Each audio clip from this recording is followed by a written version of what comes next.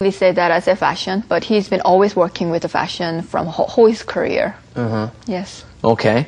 And I want to go back to your original design, your brand.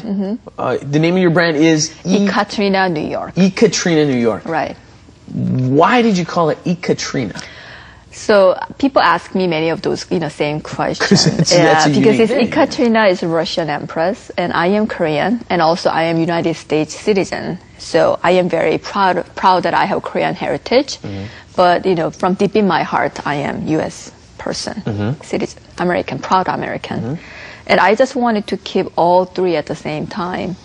So, I'm not in love with Russia, and I'm not related to any part of the Russian culture, but looking at Ekaterina from back in my childhood, I mean the college years, and I always looked at her and saying she was most powerful when Russia was most powerful.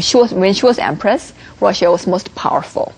So I really wanted to use her as my muse to my brand. Okay. To give all the handbag that I designed to the woman power. That's the idea, is to give women power through your bags and through the bags that they carry. Yes. Okay. And we were talking last episode about Lara. Lara bag. The Lara bag. How many names do you have for all of your bags? I design 12 bags per season. Oh, so really? that times 4 is 48. And that times 4 colorways is like around, good 100 bags, right? Okay. So, I came up with all those names, but for first collection, it was all empress name, princess name. It was all related to Ekaterina in herself. Right. But, I lost track of it, so now it's a woman that inspires. So, I always have this babynames.com, the book, book of baby names, and then read those names and those heritage, and study those names according to the bag shapes and functions and, all those stories. Each bag has little stories. And how much activity is Ekaterina doing in Korea? We are strategically not doing it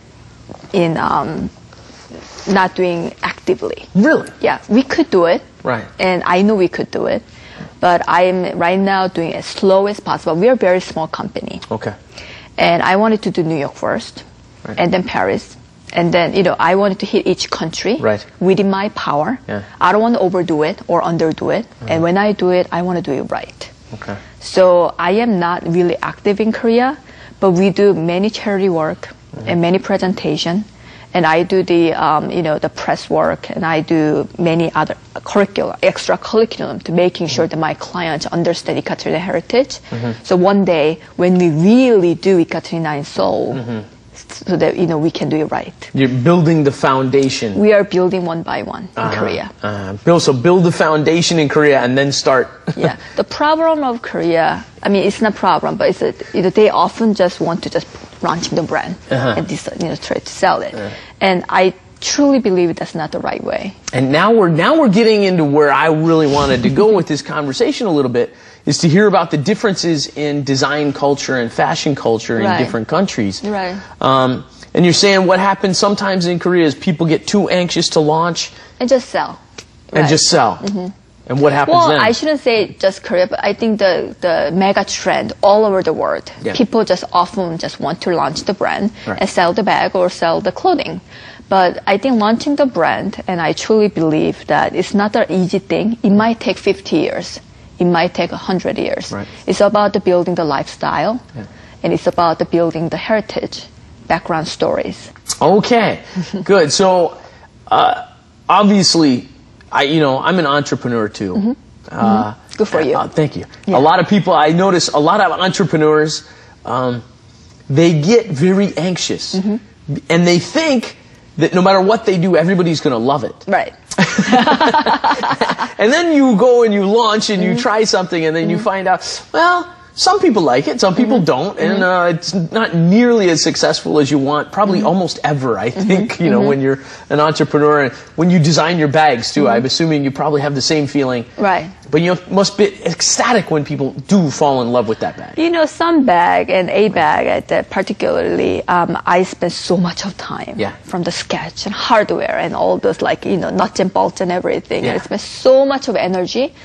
People do not look at it because it's too heavy, it's too complicated, and it's too and two. But, you know, I have to say, you know, boy, you gotta love it. This is amazing piece, and, you know, this is very well priced. And, but for some reason, you know, people did not respond to that bag. Right. But on the other hand, you know, a bag like Lara, it came naturally in my dream. Really? The shape and, you know, this nuance of it and stitch details and all that. And, you know, I just sketched it within 5 minutes and worked with my factory. And that was a Lara bag and it was a big hit.